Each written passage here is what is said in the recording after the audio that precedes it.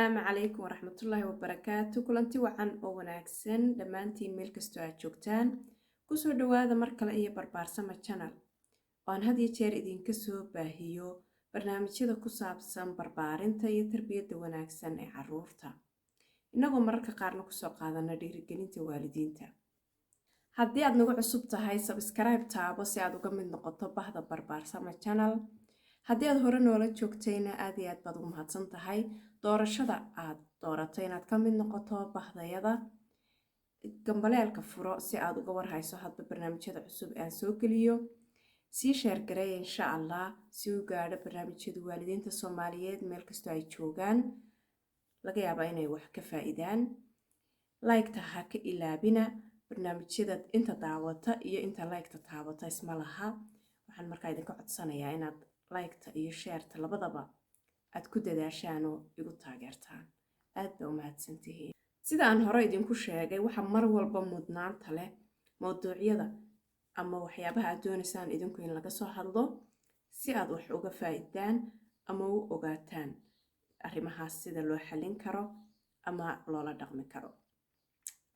mar kasta oo aad hayso su'aal waxa aan kugu soo kordhinayaa in aad ku soo qorto kommentaarka kadibna aniguna aan ka soo samayn doono mowduuc insha allah kaasoo aad ka faa'iidi doontid.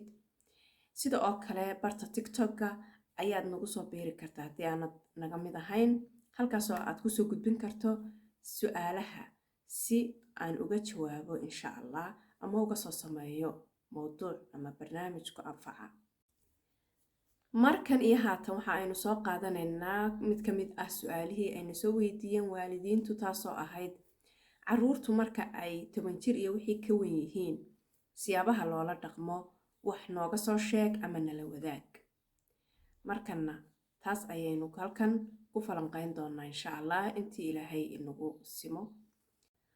ugu horreynba marka uu waalidku la nool yahay ama ilmihiisu uu soo gaadho 9 jir 10 jir iyo wixii ka weyn waa in uu ogaado in ay meesha ka baxday barbaarintii iyo tarbiyadii loogu talagalay ilmaha in la tarbiyadeeyo 7 sano ee ugu horeysa. xilligan waxaa la joogaa xilligii aad noqon lahayd qof la saaxiib ah ama tala wadaag ay leeyihiin laakiin lama joogo xilligii aad tarbiyadayn lahayd. haddii ay ku soo dhaaftay 7 sano ee ugu horeeya ayaa ilmaha marka ugu horeysaba fiican in tarbiyadiisa aad loo soo dhiso. sidaa darteed xilligan 10 jirka waxaad awoodaa oo keliyaata in aad tala bixiso iyo tusaaleyn iyo in aad si fiican ula dhaqanto balse waa laga soo gudbay marxaladii ahayd maamulka kan qabo kan kale waayo ilmihii wuxuu noqday qof imika isku arkaya inuu yahay qof weyn soona weynaaday dabcan oo markaa qof 10 jir uu yahay wax aad u badan waa inuu kala garto waa inuu noloshiisa wax aad u badan qabsan karo waa inaanu ahayn qof gacanta lagu hayo sidii ilmo 5 jir iyo 4 jir iyo 7 jir ah. sidaa darteed waalidiinta inta badan waxaa iskaga khaldama tarbiyadii carruurtu markii ay yaryarayd iyo marka ay 10 jir gaadheen sidii loola dhaqmayay. taas ayaa keenta inay inta badan isfahmi waa uu dhex yimaado. halkan waxaan idinkula wadaagayaa dhowr qodob oo aan isleenahay waxa ay u noqon doontaa inta la og yahay sida ugu habboon ee loola dhaqmo ilmo 10 jir ah iyo wixii ka weyn.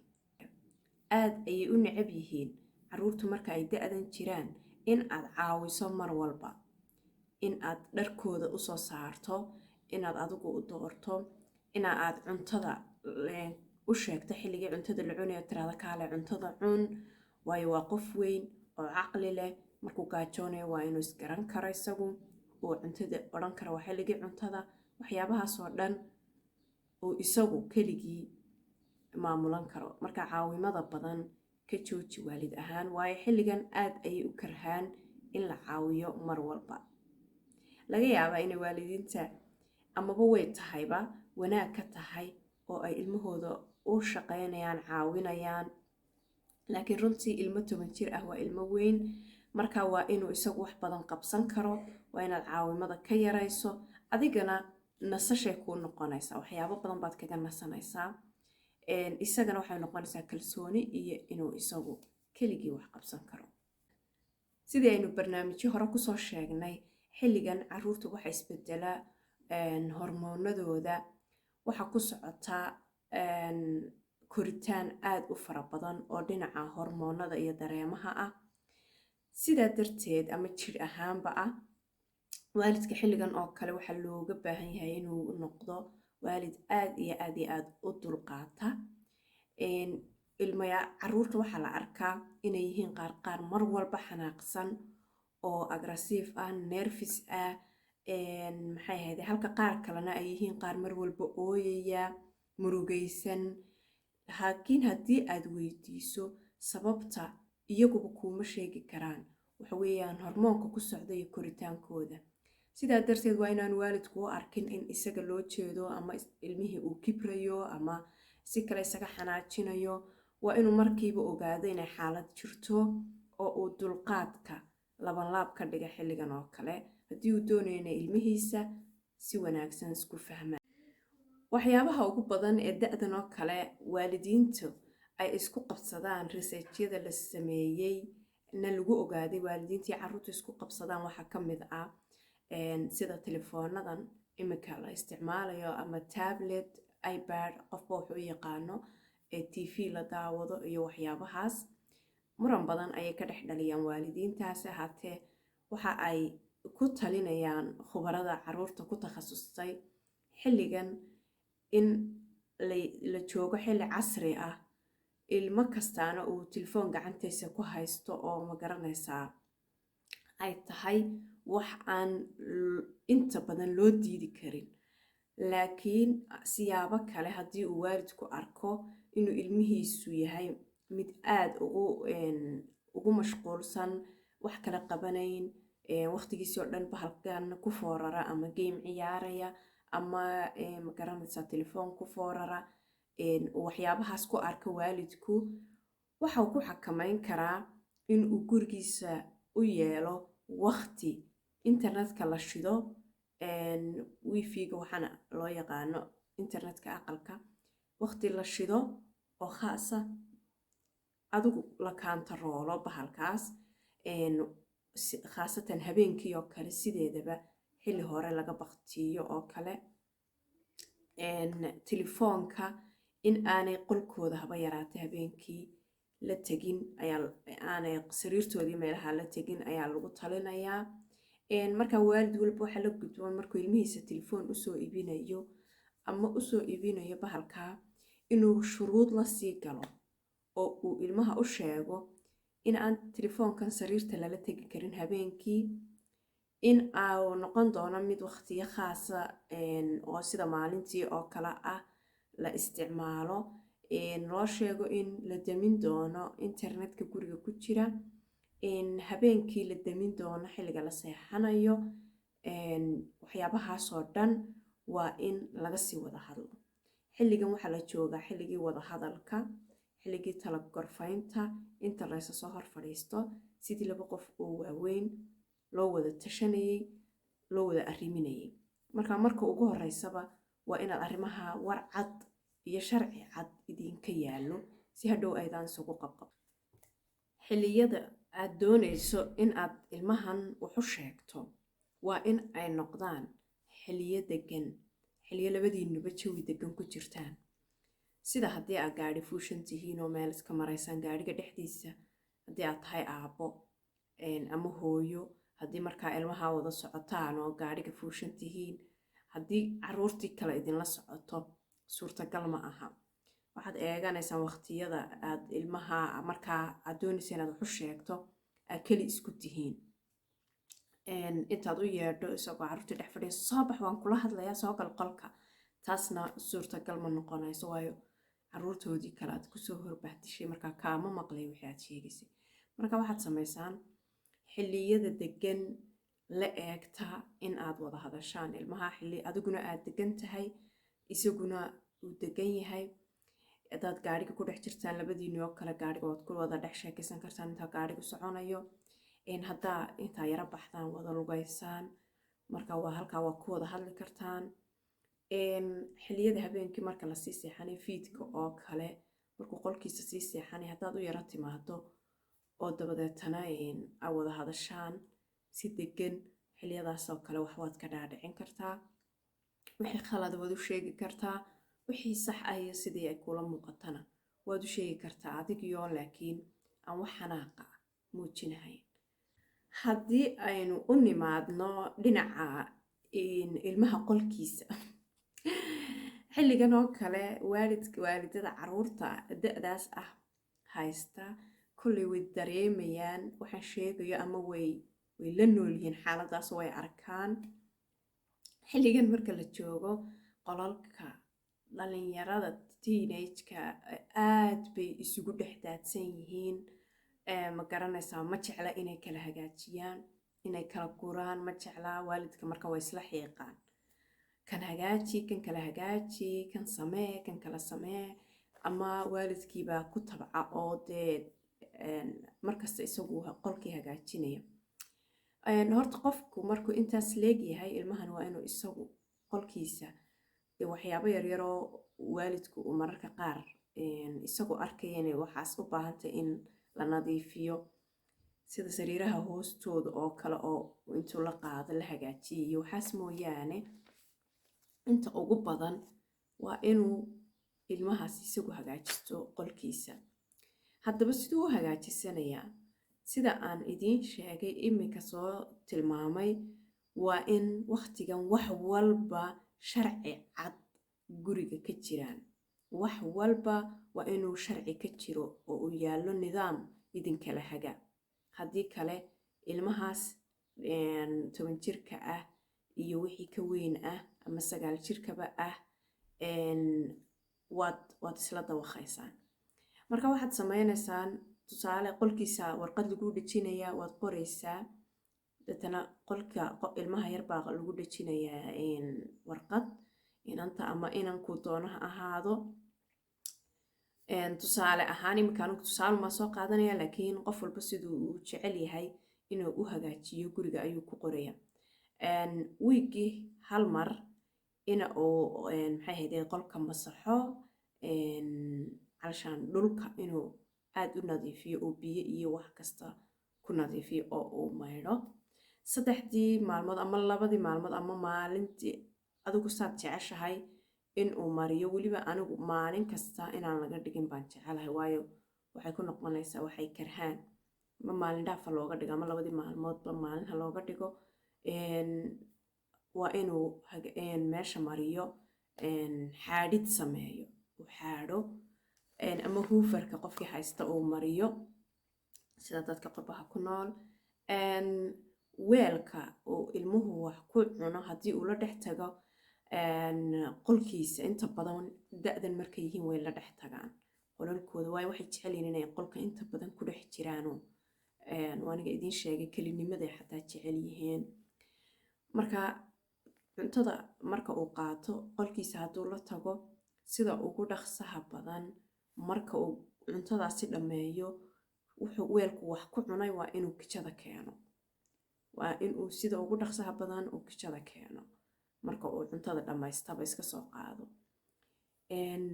hadday noqoto sariirta in laga bedelo go'a, bustaha go'a laga bedelo iyo waxyaabahaasoo kale, 2 wiig hal mar baa ka dhigi kartaan, bishii hal mar, sidaa idinku jeceshihiin, wiigii hal mar, qof walba sida uu gurigiisa u jecel yahay inay ahaato. marka waa inay waxaasoo dhammi qornaadaan iyagoo qoran. maalin heblaayo waa maalintii laga bedelay sariiraha, laga bedelay goyaasha. maalintaas waa maalintii la xaadhayay, maalintaas waa maalintii la masaxay, biyo lagu masaxay, la maydhayay dhulka. wiigii hal mar waa in kabadhka la kala guro, waayo waxaan ognahay inay caruurtii iskuul tegayaan, la yaacayo, si degdeg ah dharka ula soo baxayaan, kadibna hadaa waalidka haddii uu laalaabay ay isku dhex daadmanayaan. sidaa darteed wiigii hal maalin heblaayo waa in kabadhka la kala guro oo la kala nidaamiyo. haddii wax uskaga kabarhka dhex galeen laga soo saaro, haddii ma garanaysaa intii nadiifta ahayd ay furfurantay la laalaabo oo sidoodii loo dhigo. sharciga qolka waa inuu warqad ku qornaado, wax cad yahay, ku dhejisnaada albaabka qolka ama ku dhejisnaada gidaarka qolka mid ka mid ah. taas ayaa lagaga gudbi karaa. dhinaca daroogada iyo khamriga haddii aynu qurba joognahay iyo haddii aad wadankii joogtidba, labadaba inta badan waalidiintu kalama hadlaan caruurtooda. haba yaraatee waalidiintu Soomaalida khaasatan intooda badan arrinkaa ma soo hadal qaadaan, ugama sheekeeyaan, ma u sharaxaan siday u badan tahay. waa laga yaabaa inay jiraan waalidiin khaasatan qolooyinkan iminka qurbaha inay waxoogaa sameeyaan, laakiin siday u badnayd iyo inaga dhaqankeeni iyo waxaa arrimaha khamriga, daroogada iyo dhinaca gogosha ama xiriirka jinsiga ah, intaa midna kama hadlaan waalidiintu.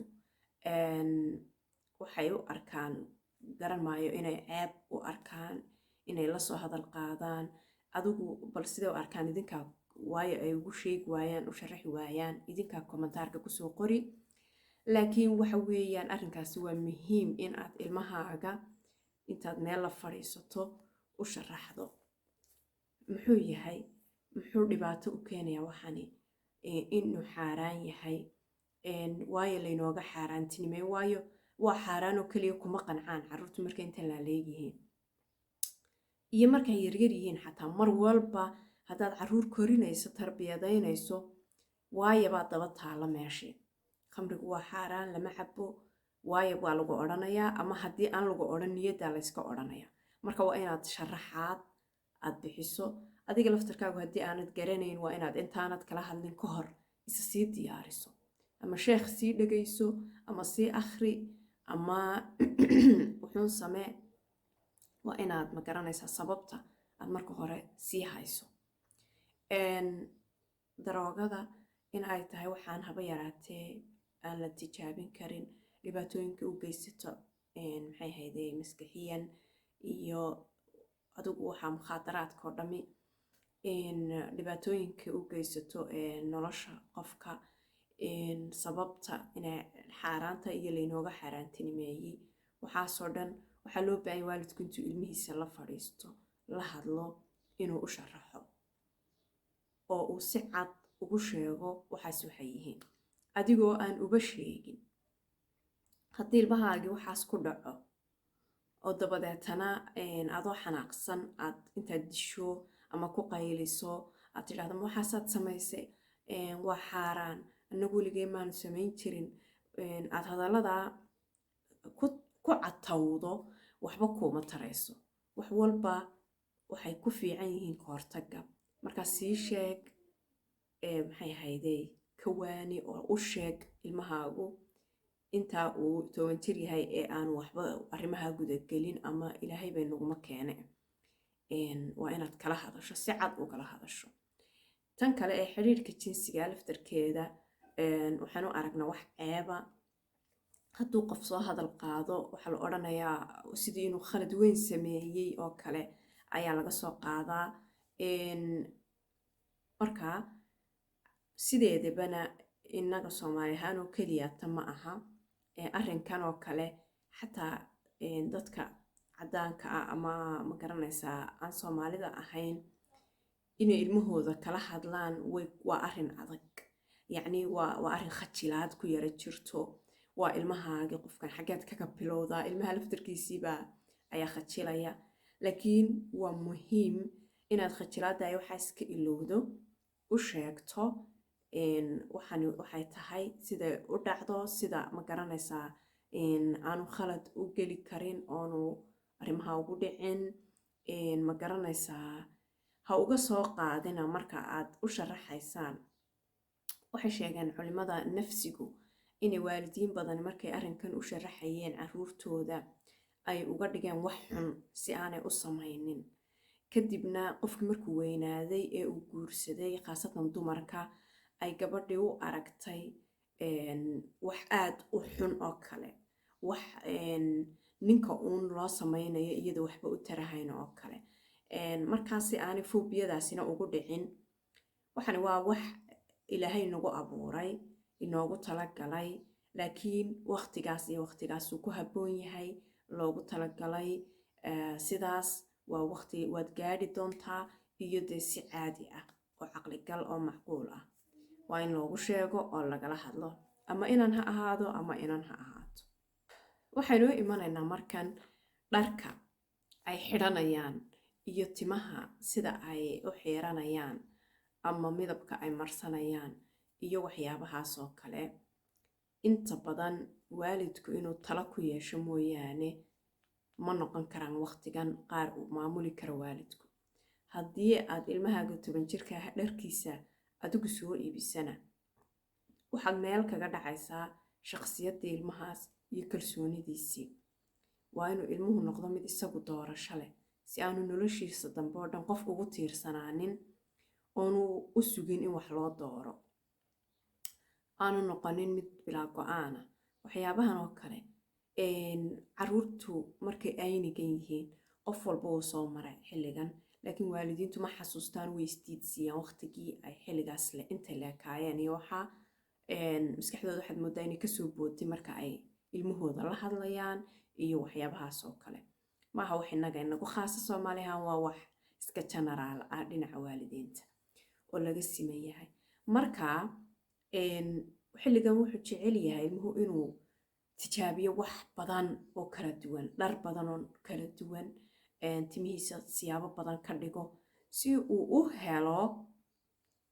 Culimada naftigu waxay leeyihiin sababtu san u sameynaya waxa weeyaan si uu u helo shakhsiyadiisa wixii ku habboona, sidii uu noloshiisa timaha hadhow oo dhan u xiiran lahaa ayuu raadinayaa inuu helo. Marka tijaabo badan buu ku jiraa. Marka ha kula yaabin waalid ahaan, hana ka soo qaadin inuu khalad weyn galay, waayo timaha hadduu markan sidan u xiiray oo uu ku qurux badnaan waayey, marka kale isagaa bedelaya. Maalin maalmaha kamid waxaad arkaysaa isagoo sidii caadiga ahayd oo adiguba aad rabtay dadka waaweyn oo kale u xiirtay. Waad kala hadlaysaa, waad u sheegaysaa, laakiin cidhiidhi ha ku gelinin, macnaha inuu sidaa adigu rabto u xiirto, dharkaad adigu rabto xidho. Waxyaabahaas oo kale waxay keenayaan kala fogaansho oo dhinaca ilmaha iyo waalidka ah. Ilmihii kolley wuu samaynayaa siduu rabay, wuu ku madax adeegaya xilligan oo kale. Marka waxay noqonaysaa inaad adiguna halkaas canaan uun la daba socoto, aad markasta hadal taagan, marka timihiisa eegtaba hadal bilowdo iyo waxyaaba. Waxaa jirta in xilligan oo kale markay carruurtu ku jiraan lagu arko daal fara badan, in ay iska jiifaan, caajis yihiin, aanay rabin inay kacaan iyo waxyaabo lamid ah. Taasna ha ku dhaliilin, ha odhanin markasta maxaad la waran tahay, maxaad la jiiftaa, maxaad u kici weyday iyo waxyaabahaas oo kale. Xaalad buu ku jiraa, marka waalidka waxaan leeyahay u deji. Waa kaas tan ugu dambaysa ee markan iyo mawduuceennan aan kusoo gabagabeynayo ayaa waxay noqonaysaa waalidku waa bila'aadan, khalad buu geli karaa. Inta badanna khalad waabaynu samaynaa.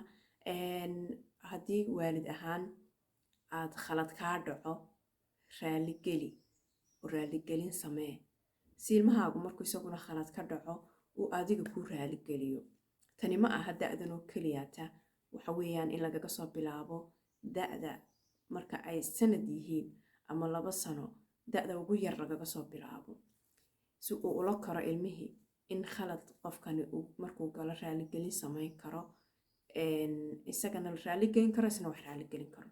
Laakiin xilligan aad bay muhiim ugu tahay in waalidku raaligelin sameeyo si ilmuhuna markiisa raaligelin u bixiyo. Intaas ayaan kusoo gabagabeynayaa barnaamijkeennan iyo markan. Waxaan rajaynayaa waalidkii soo weydiiyey iyo waalidiinta kaleba in ay ka faa'iidi doonaan insha Allah. Waxa aan horeba idiin ballan qaaday mawduuc kasta oo isoo weydiisaan inaan idiin soo samayn doono oo aan kasoo hadli doono. Commentka kusoo qora. TikTok sida oo kale Nasra Aragsan baa ku qoran. Halkaas waad maxay hayday insha Allah kasoo gudbin kartaan, amaba Snapchat-ka sidoo kale barbaarsame ayaa ku qoran, halkan waad iigu soo diri kartaan wixii su'aalo ah. sii sheer gareeya si waalidiinta kalena ay uga faa'iidaan insha Allah. waxaan idinkaga tegayaa tan iyo kulanti dambe. Assalaamu calaykum waraxmatullaahi wabarakaatu.